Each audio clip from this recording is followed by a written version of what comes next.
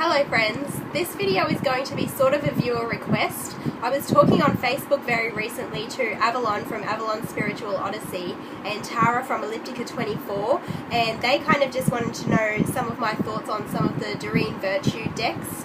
And I thought that I would do a video just explaining some of my thoughts and feelings about her decks that I have and her books that I've read as well, because I have read quite a few of her books.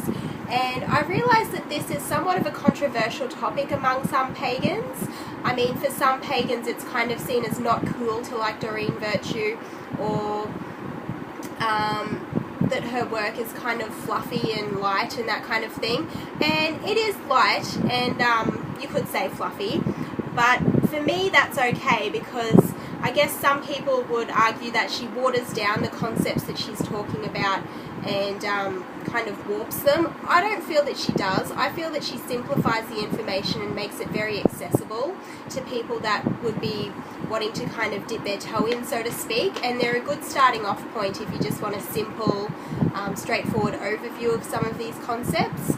And I mean, there's nothing to say that you can't start out reading Doreen Virtue and then go on to reading other things later on that are a bit more in-depth and a bit more exhaustive and that kind of thing. You know, kind of like there's no harm in when you're a pagan starting out reading, I don't know, Silver Ravenwolf or Fiona Horn or someone. And I did start out reading Fiona Horn, and I've gone on to read quite a lot of other authors as well. So I don't think there's anything wrong with that kind of thing. There's nothing incorrect about the information that she presents. It's just very simplified. So I guess you could argue that it's incomplete, but I feel like it's just a good starting off and kind of jumping off point. So, pardon me. One of the books that I've read is The Lightworker's Way, and this is Awakening Your Spiritual Power to Know and Heal, and it's kind of a two-part book. It starts off as a semi-autobiographical account of her life and her experiences growing up and the religion that she was raised in, which was the Christian Science religion. And in a nutshell, they're one of the religions that don't believe in doctors. So yeah, as a child she never went to the doctor, so it's lucky that she didn't get anything serious, because obviously she has survived to adulthood, so I'm not really sure how that works. But if you're interested, you could read this book. It's been a long time since I actually read it. I've had these out on loan to a friend for a very long time and only just recently got them back, so I haven't read them for a long time. So it comes in two parts. The first part is autobiographical, and there's a really interesting little story in there about how she was interviewed for the 700 Club. And if you're over in America, you know that they're kind of an evangelical Christian channel. And yeah, they interviewed her and ended up kind of shunning her because they didn't approve of her different beliefs. And I don't really know how she defines her spirituality now. I know she definitely doesn't identify as pagan. She's never used that word in any of her books, even the ones that are kind of pagan, and I'll get to that later. She doesn't use those terms because that would kind of alienate, I guess, a large part of her readership. And anyway, the second section is part 2, A Guide to Psychic Communication and Spiritual Healing. So it's quite, you know, a good size, and that's just a guide. It's got different things in it, like preparing for psychic and spiritual healing. There's stuff in there on mediumship, which is good to know for a lot of people. Healing the world, world health and peace, and just meditation and basic concepts and exercises and kind of practices like that. So that's not a bad book, and it kind of outlines the first part of her life and how she kind of had in some ways a difficult childhood. She kind of was a bit of a wayward teenager, got into some substance abuse problems and that kind of thing, and eventually she kind of fixed her life up and ended up going to university, obviously, and getting her degree in counselling psychology, which she now has a PhD, and I believe that she holds a PhD in counselling psychology. Please correct me if that is wrong, but I do think that that's what her PhD is actually in. And then from being a counsellor and a therapist and that kind of thing, she went on to develop the angel healing and healing with the angels kind of model, which is where she uses therapy and counselling in conjunction with working with the angels to help people. So that's kind of how that came about. So she is actually a qualified therapist and counsellor, which is really good. And then it goes, and it also goes into how she got married quite young. Her first husband's last name was Virtue, which is where she got the last name from, so she's kept that throughout her subsequent marriages. And she had children with him, and they separated, and then she got married to another man whose his first name was Michael, which she thought was cool because that is the name of her favourite archangel. So yeah, that's interesting. And then in this second book, Healing with the Fairies, she starts working with fairies and nature spirits, mermaids and those kind of things. And in this book, she reconnects. She divorces her second husband, and she reconnects with an old flame who turns out to be Stephen D. Farmer, who wrote the book Earth Magic and the Earth Magic Oracle that I know a lot of pagans enjoy and work with. And I don't have that deck yet. I am planning to get it. It's on my wish list, so I would really like to get that one. And so anyway, she wrote a few books while she was married to him, which were also autobiographical.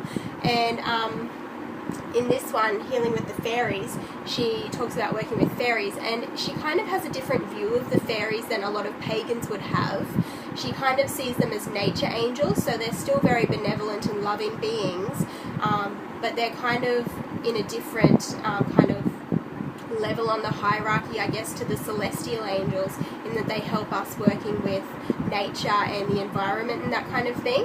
So if you work with fairies, then you would know they also have that trickster element to them, which she doesn't really go into in this book or in the oracle cards, Healing with the Fairies. So they've kind of got a matching oracle deck, and this is a really nice oracle deck. I wanted this one since I was a teenager, but I didn't end up buying it until I was in my early 20s. But it's really nice. You've got this beautiful backing to it with those nice butterfly wings, and it's kind of up in the clouds, so that's really pretty. And it's a really pretty deck. It's got artwork in here by Amy Brown and a few other artists that were doing a lot of work around that time, which is I think in the 90s when this was released. Okay, it says 2001. Well, that may have just been when this edition was released, so I'm not actually sure when it was released, but around that time when those kind of artists were producing a lot of work. And there's a card with a unicorn on it, and she does have a whole deck devoted to unicorns, the magical unicorns deck. So if you're into unicorns, she does have a whole deck about those if you're interested. Yeah, so really beautiful artwork, and it's not my most used deck anymore. I do still pull it out from time to time when I'm in the mood to work with fairies in that kind of light-hearted aspect that she kind of presents them in, rather than that real fairy trickster kind of wild fairy thing that us pagans would more work with and associate with. So yeah, that's that deck.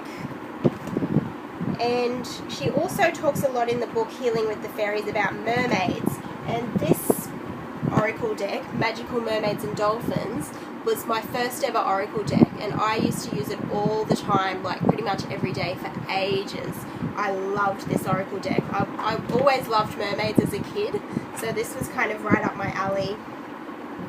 And the backing is just kind of a reproduction of one of the cards, and we've kind of got the keyword up here and then a little phrase down here. So these are really beautiful. Yeah, there's some dolphins there, so there's dolphins as well as mermaids in this deck. Don't really work with this deck that much anymore. I will still get it out from time to time, but for ages this was my favourite deck. So there's that one. And yeah, so if you're, I mean, it's interesting to read if you're curious. If you do work with the fairies and you want to know about working with them in kind of that loving aspect that they have, then this might be a good book for you to read. I enjoyed it. It kind of reads a little bit like a novel about her life, and I found it really enjoyable. So that's just me. And her next book that I read was Angel Medicine. And this one again has the section at the front with the little autobiographical story about how her and her husband Stephen Farmer at the time went to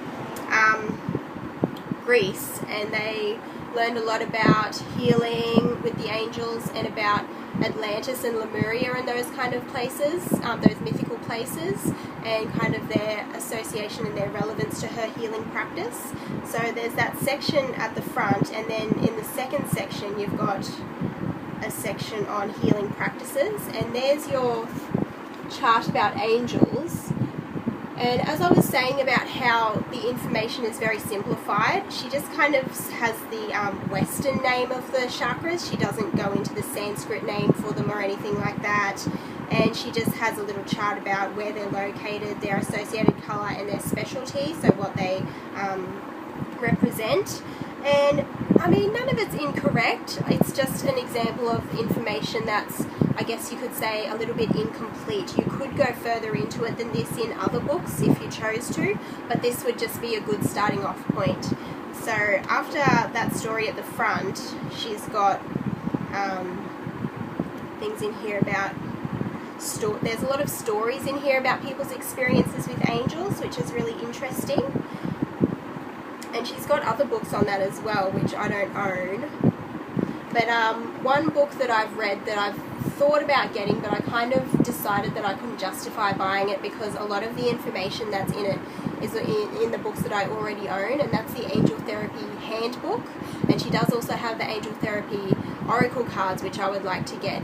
And I mean, I really like working with angels in the kind of general, simplified, spiritual way that she talks about. I think it's kind of fun and lighthearted, and I like to think about them surrounding me in times of trouble and surrounding my kids and that kind of thing, or my child rather.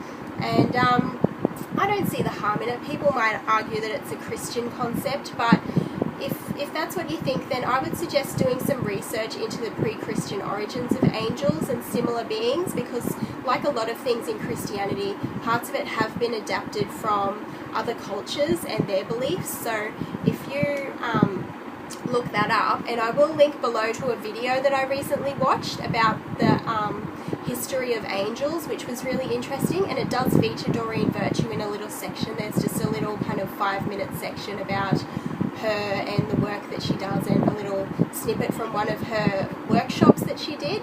So that was really interesting, and I'll link that below so you can watch that if you like. But they're not a Christian concept. You don't have to be Christian or a Christo-pagan to work with angels in the way that she describes, and I certainly wouldn't describe myself as a Christo-pagan by any means. And yeah, actually a lot of Christians who are, especially the really strict evangelical ones, wouldn't go in for any of this kind of stuff. To them it would be idolatry, and it would be kind of sacrilegious and blasphemous and whatever else they would want to call it, because they believe in giving glory to God. So to kind of work with angels would be, I guess, bypassing God and going to a lower level entity. And I guess in certain religions you would talk to God through Jesus, so you don't actually pray to God, you pray to Jesus. I don't know how it works in each individual different religion, but praying to angels and working with angels and seeking out the help of angels would not be part of their religion. So that's just something to realise as well. If you're kind of saying, oh, working with angels, that's Christian. It's not. There are pre-Christian origins of angels, and a lot of Christians would not work with angels in this way at all. So, and then on to the next book that I read of hers was this Goddesses and Angels. So this was kind of the next book in the series where she talks a little bit about an autobiographical story. And this one, when I read it, it says, awakening your inner high priestess and sorceress. And sorceress is spelled SOURCE-ERESS, so sorceress. Don't know why she wouldn't spell it the proper way. I guess because she doesn't want to alienate that part of her readership, I guess. who are kind of coming from Christianity and recovering Christians, and they're kind of taking on this as the next step in their spirituality. So when I read this book, I kind of thought to myself, this is really witchy, but she would never call it that. She never uses the word witchcraft. She never calls it, a cult. It's all metaphysical and those kind of words that she uses, and spiritual. So there's a lot of interesting stuff in here. There's a goddess temple there. It's really beautiful. And she goes to Glastonbury, so there's stuff in here about Avalon and that kind of, those kind of legends.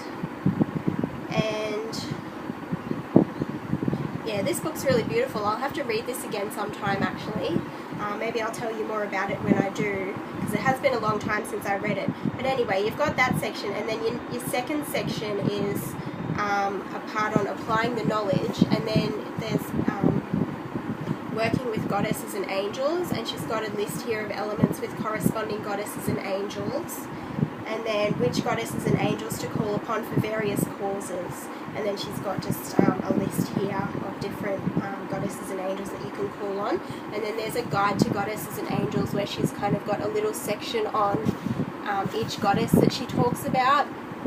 And it's just a brief summary of different goddesses and angels and which culture they come from and what they work for, and how you can work with them and that kind of thing, and just a little bit of information on them. So this would be an interesting book to read if you're interested in working with goddesses but you're not really sure who. So if you're kind of looking for a matron goddess, this might be a good place to start off. And she does also have a book called Archangels and Ascended Masters, which talks a little bit about different deities as well.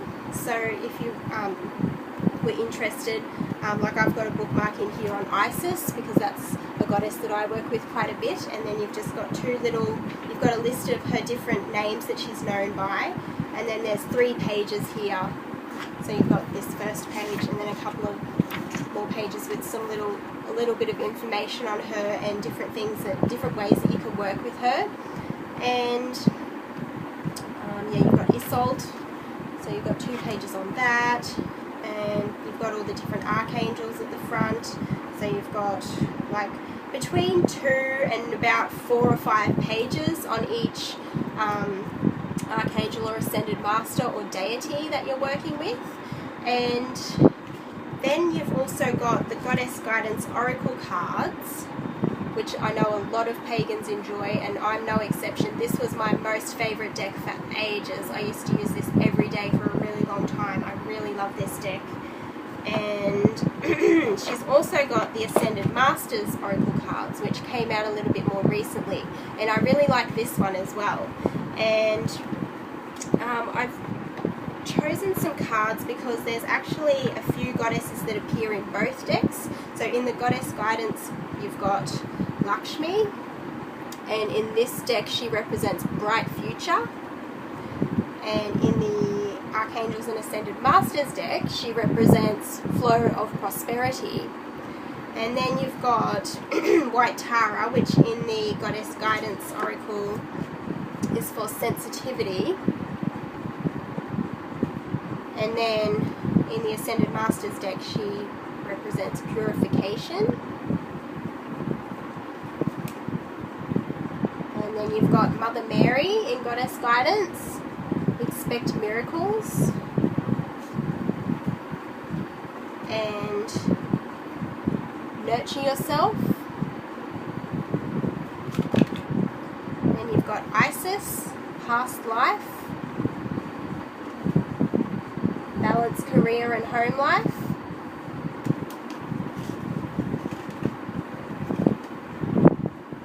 And Kuan Yin, Compassion and Let It Go.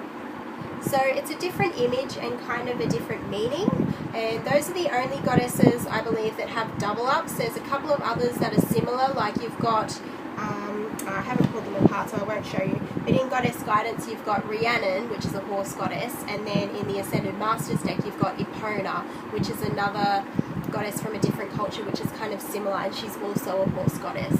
So yeah, those are two of my favourite decks. I really love those decks, and they work quite well together. So I guess if you got the same, if you're working both with both decks together and you got the same goddess twice, I guess it'd just be super confirmation that goddess is surrounding you, even though they have a different meaning in each of those decks. And I'll just show you a little bit more of the Ascended Masters deck, because this one Avalon was curious about.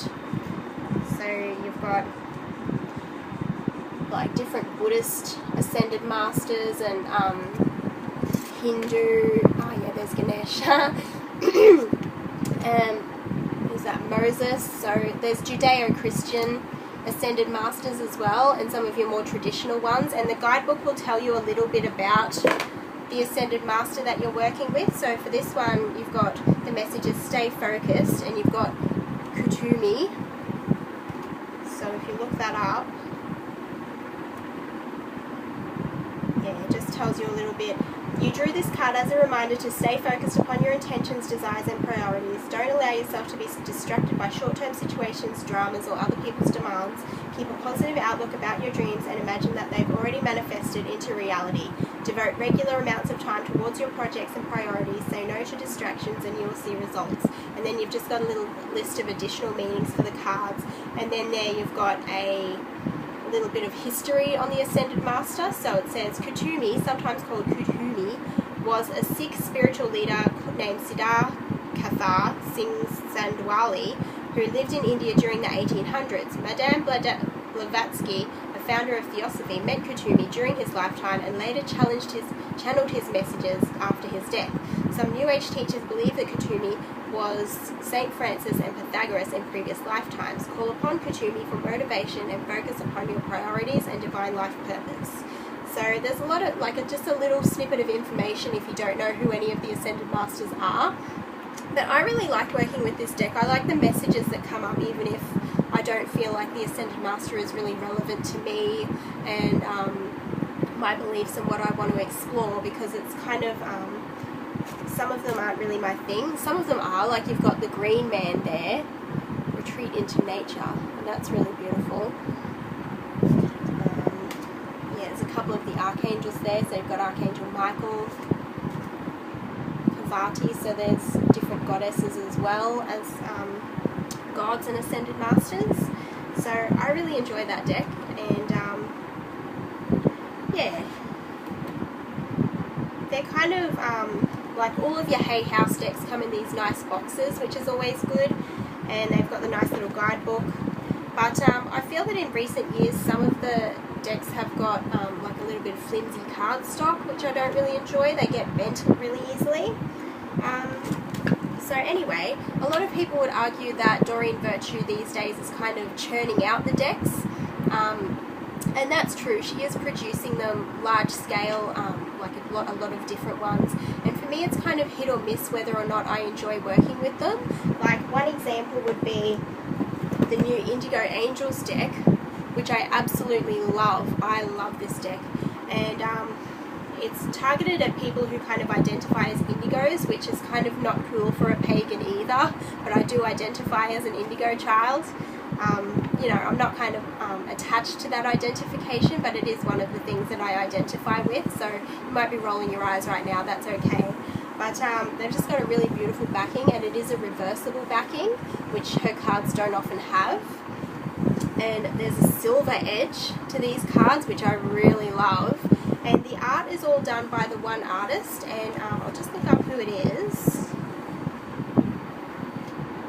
Carol Hayer, her name is, and her artwork is absolutely beautiful. I love it.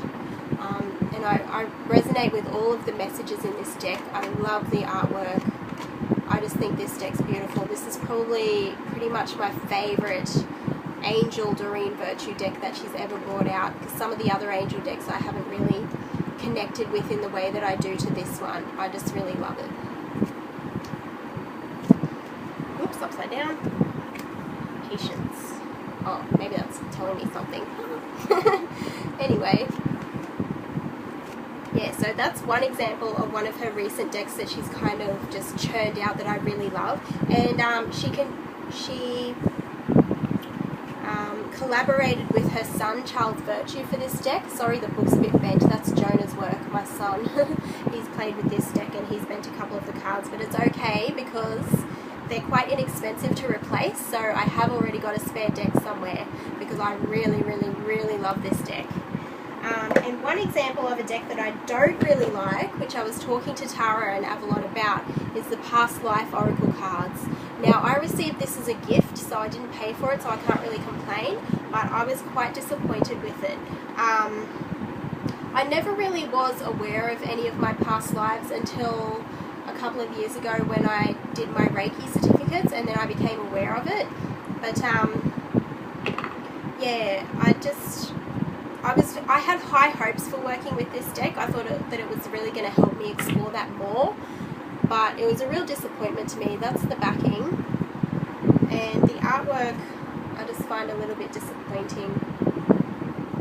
It's kind of this just photography image in a really pale, it's done in a really pale colour, and I don't like it. And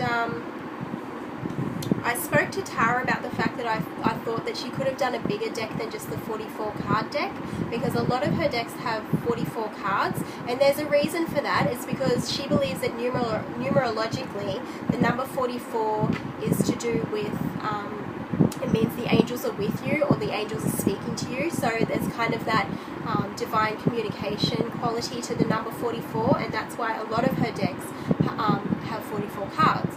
But I just feel that she could have done a bigger deck for this one because A, it doesn't really have all that much to do with angels, and B, it would have given the deck more scope and more kind of like a broader subject range of what your past lives could be about. So I think that would have been better. And yeah, I'm just not really excited by the art. I thought that it could have been a good deck to go with the Life Purpose Oracle cards, which I know a lot of people haven't enjoyed. I don't have them yet, but I thought that deck was really beautiful, and I thought that this one could have been a good one to accompany that deck, but I don't think it is. I really don't like it that much. And another point that I said to Tara is that I think it's a little bit not as relevant to people outside the US, and she asked why, and the main reason is this card, Medicine Man or Woman. And I mean, there are medicine people in other cultures around the world, but it's just got that dream catcher there, so it's kind of a Native American image. And I mean, even this card, like, that's an American soldier, right? And I guess the theme of the card, karmic relationships, it could have to do with anything, but not necessarily a soldier, but that soldier is an American soldier, so I just feel like it's kind of American-centric for that reason. And yeah, you've got different places and different themes and stuff all mixed out through the deck. So Tara was saying the way that she does past life readings is she'll have a different like positional meaning that will mean something different. So if you get something come up in that positional meaning that's not relevant to it, then it makes it really hard to answer the question that positional meaning is asking, if that makes sense. So for example, if you're saying you know, how does this relate to my past life, and you get love life, and it's like, well, okay, but it doesn't give you any more information. I guess you could do a clarifying card or two, and that might help. But yeah, I just think it's a little bit difficult to work with. It's not big enough, don't like the artwork, and yeah, I was very disappointed with it. So it's a good thing that I didn't actually pay for this deck, to be honest. Yeah, and then another deck that she's got that I quite like is Daily Guidance from Your Angels. And this one I didn't originally have. I saw it over at my friend Sue's place when I was doing meditation group over there, and she had this deck, and every time I went over there I just wanted to play with these cards. I felt really drawn to them, so I eventually decided to buy a deck of my very own, and I'm very glad to have them. I like the messages on them. I really like the artwork.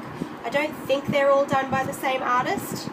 No, just at a glance it looks like some of them aren't. But they are, yeah, they're definitely done by different artists throughout, which is fine. I don't have a problem with that. But I like all of the images in this deck. I like the messages. I think it's very pretty. And when I'm in the mood, I mean, I'm not always in the mood for this deck, but from time to time I just really love getting it out and having a play.